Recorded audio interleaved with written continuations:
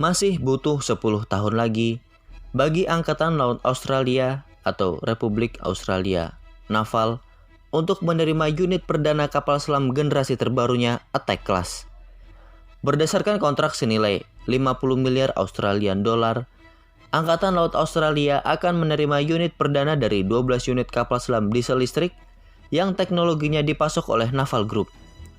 Mengingat masih sangat lama untuk menanti Attack Class, maka upaya peningkatan kemampuan pada armada kapal selam Colin Class sudah tidak bisa ditawar lagi. Dikutip dari navalnews.com, disebutkan Thales Australia dan Commonwealth of Australia telah menandatangani kontrak senilai 23,7 juta US dollar untuk memasok next generation system pada 6 unit kapal selam Colin Class. Tentu yang menjadi menarik perhatian, komponen apa saja yang ditawarkan Thales Australia dari next generation system tersebut? Ada dua elemen utama dalam next generation system, yaitu Heron MOAS atau Main and Obstacle Avoidance Sonar dan HFIA atau High Frequency Intercept Array. Heron MOAS menyediakan peningkatan deteksi dengan low false alarm rate untuk menghadapi ancaman mulai dari ranjau hingga terumbu karang, beting, dan benda berbahaya seperti kontainer pengiriman yang dipindahkan. Sementara HFIA bakal digadang meningkatkan kemampuan kapal selam untuk mendeteksi emisi frekuensi tinggi seperti sonar dan ancaman bawah laut yang muncul. Heron MOAS adalah sistem yang dirancang dan dikembangkan oleh Thales, Angkatan Laut Australia, dan penelitian pengembangan industri pertahanan untuk mengembangkan sistem sonar yang disesuaikan dengan persyaratan operasi unik bagi kapal selam, terutama dalam berlayar di perairan dangkal dengan peta laut yang tidak memadai. Colin Class masuk ke kelas SSK atau kapal selam diesel listrik 471. Keberadaan kapal selam ini didapuk sebagai pengganti Oberon Class yang pensiun pada pertengahan 1980-an.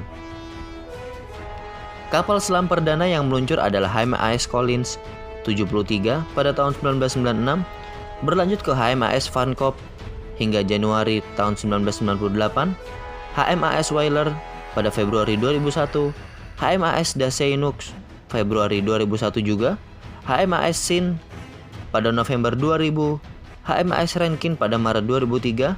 Armada Colin Class berpangkalan di Cockburn Sound di Australia Barat. Dari sisi persenjataan, Colin Class mengandalkan torpedo, rudal anti kapal, dan ranjau. Pada bagian haluan terdapat 6 peluncur torpedo kaliber 533 mm atau 21 inch.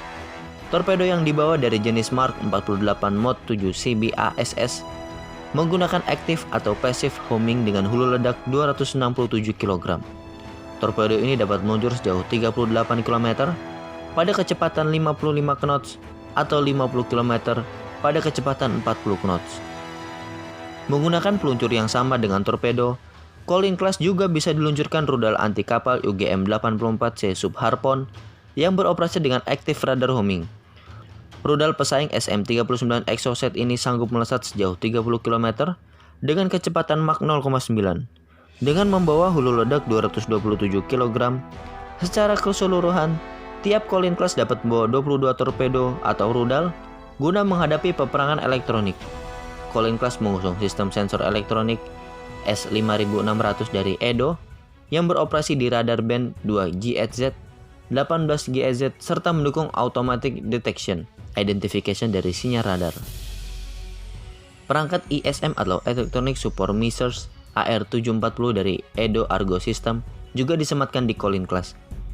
Lantaran sempat didera beberapa masalah teknis, armada Colin Class telah mengalami beberapa proses upgrade dari sensor dan persenjataan. Nah, ada salah satu cerita di mana salah satu Colin Class HMAS Farncop pada Maret 2007 pernah tersangkut jaring nelayan ketika sedang melaksanakan misi intelijen di perairan Indonesia. Musibah itu nyaris memakan korban beberapa awak kapal selam tersebut. Nah, bagaimana menurut kalian? Cukup sekian dulu video kali ini. Jangan lupa like, komen, share, dan subscribe channel S3 Militer agar kalian menjadi orang yang pertama mendapatkan informasi seputar militer dari channel ini.